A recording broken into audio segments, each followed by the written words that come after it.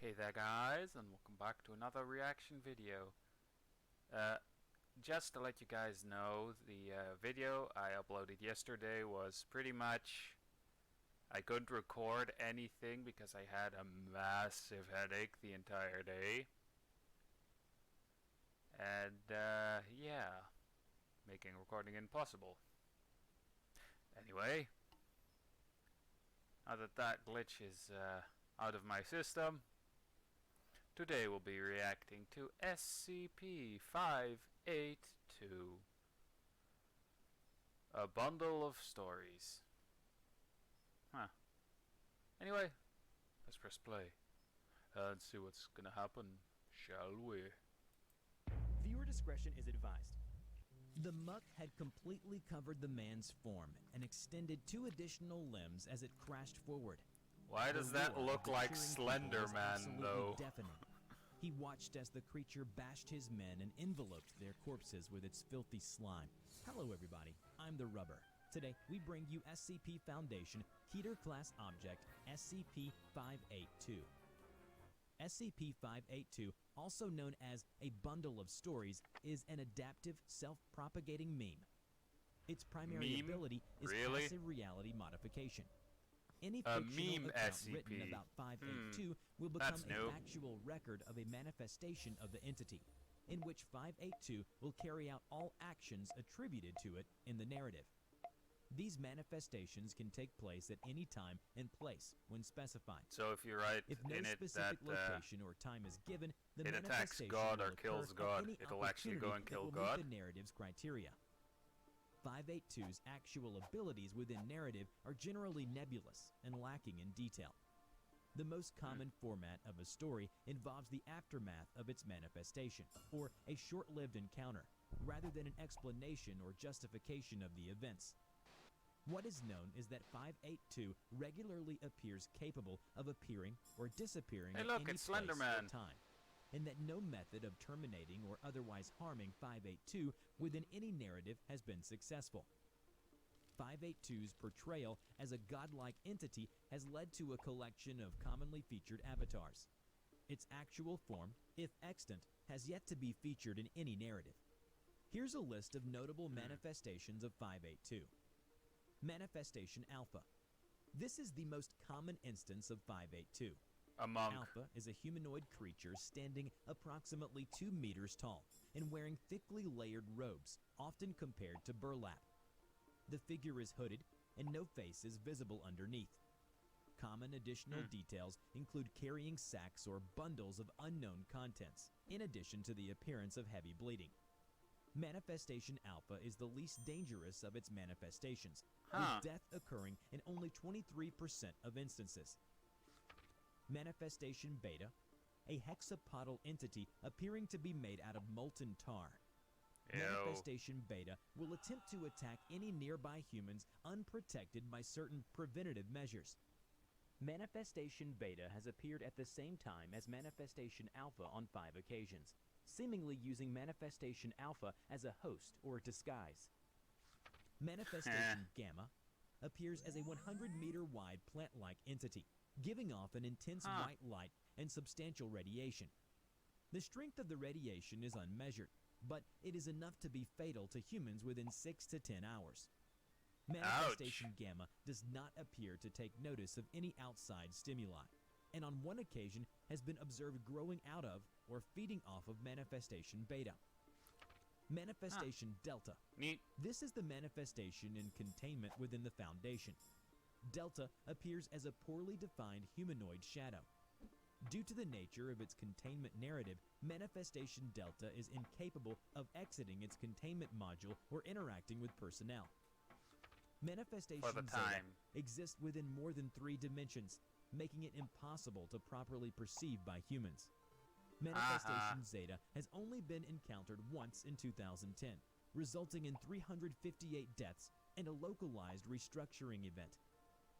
Although there were many manifestations of 582, however, its origin may be traced to an obscure American author active during the 1940s and 50s. The original works containing 582 were never published. but were discovered by several close friends and fellow amateur writers upon the author's death in 1957, who then served as the original infection vector. Below is the encounter of the author with SCP-582. Roger Legrand crumpled up the 5th text-filled sheet and rocketed it towards the wastebasket. Why can't I write today? He bent over his desk and ran his fingers through his hair, resting his elbow on top of dozens of discarded brainstorming sheets covered with half-formed ideas. What's happening to me? Damn it, Writer's I just block. want to write how I used to. Frustrated, he grabbed a random piece of paper and began writing again. And then, the great Dam Ragravi, the master of language I just pulled out of nowhere, appeared to Roger and struck him with awe and inspiration. He became his muse, his inspiration, his path to better things in this pitiful existence of frustration. Uh-oh. Ah! He ripped the sheet to shreds and tossed it over his shoulder before folding his arms and laying his head down on his desk. He stayed like this for a few moments before being struck by the peculiar feeling that something was watching him. Slowly, he turned to look behind him. What the A fuck? tall man-like figure stood there, Heart attack. with a featureless face visible under its hood, and dressed in several heavy layers of a coarse brown fabric. It said nothing. It simply stood there with its head angled down towards Roger. Who the Be hell are you? inspired. The figure remained silent. How did you get in here? Still silent, the being in front of him raised a single finger, with no fingernail to be seen, and pointed at the scraps Roger had just torn up. Frick. Unsure of what the figure meant with this gesture, he continued to stare in awe as it started to move about the room. It picked several balled-up pieces of paper out of the trash and returned them to Roger's desk, smoothing them out and pointing at several key words and phrases previously deemed by the man to be bad ideas. He walked over and watched the creature. A god of books. A tale of a family. Something that will change the world. He looked up at the hooded thing, which had picked up the torn scraps and replaced them on the surface in front of Roger. And so he understood. He had found a being that could be manifested when written about. It was something that could literally change the world. He became inspired and empowered by this discovery and began frantically writing out notes and ideas. Good ones this time. He never noticed the creature he now knew as Ragravi disappear, but he knew that he'd meet it again. As he fell deeper and deeper into a writing frenzy, he came to many realizations, many stopped thoughts, and many epiphanies about the thing he had found. This was something that deserved respect. This was something that deserved praise. This was something that Roger was born to do. He's gone So crazy. the first scribe of Ragravi came into existence. It wasn't hard to find people to join in the belief. After all, it was a religion based on a figure whose existence and power could be proven at literally any time.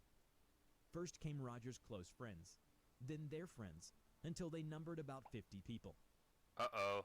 But soon enough, a wolf came to tear the believers asunder. The They SCP filed Foundation. into the warehouse silently. But even so, their black tactical clothing made them distinctly noticeable among the sea of brown robes. Laughter and talking transformed into silence in the space within just a few seconds. The screaming began when the agents drew their guns and began yelling and cornering them. The figure's hood fell to the floor, severed from the rest of his outfit by the attack, revealing a faceless head with large, bloody holes scattered across the surface. Several of the hooded figures shouted in surprised delight at the appearance of the entity, which simply stood tall and silent. Oh boy. The blood began flowing more freely, and turning darker and thicker with each passing second. Jerome, kill it, and kill them quickly. Burn the building down if you must. The man on his side nodded and sprinted off as Jacob once again Wow, lifted the the SCP cone, Foundation shouting at isn't, the crowd with the tall, dirty figure doesn't remaining shy away from steadfastly murder, erect now in the do they? center. Instantly, the faceless man seemed to shift to the front of the crowd, with his arms and legs outstretched like a star. Each blast shredded its already rough outfit, punching red holes all across its form. Agents were now openly firing at the crowd, but the being seemed to catch each and every bullet with its own body. As this Oh, continued, the cool guy. the ruby-colored dripping from these wounds darkened and a bubbling black liquid began seeping out. No! No! Jacob attempted to shout once more, but could muster nothing more Again. than a rasp. The Not SCP yet. Foundation, I kind of can't be assholes. finished yet. He threw the object in his hand aside. Useless relic! God help me! God help me! He glanced up at Nope. the scene. The muck had completely covered the man's form and extended 2 additional limbs as it crashed forward. The roar of the cheering people was absolutely deafening. He watched as the creature bashed his men and enveloped their corpses with its filthy slime. I'm not ready yet. I have so much left to accomplish. I can't die here. Not now. Oh, but He you're was still gonna. reaching for his pistol when the creature's front leg slammed through his chest. The last glimpse of the mortal world Jacob Hunt experienced was utter blackness, surrounded by the cacophony of defeat. Remember to check out my new animation channel, Wait, TheRubber Talks. seriously? where I share my That's life it? Story, thoughts. That's it? Wow. I expected there to be something more. Well, anyway, hope you enjoyed this video, and I'll see you guys in the next video of whatever I'll be making. So yeah, bye.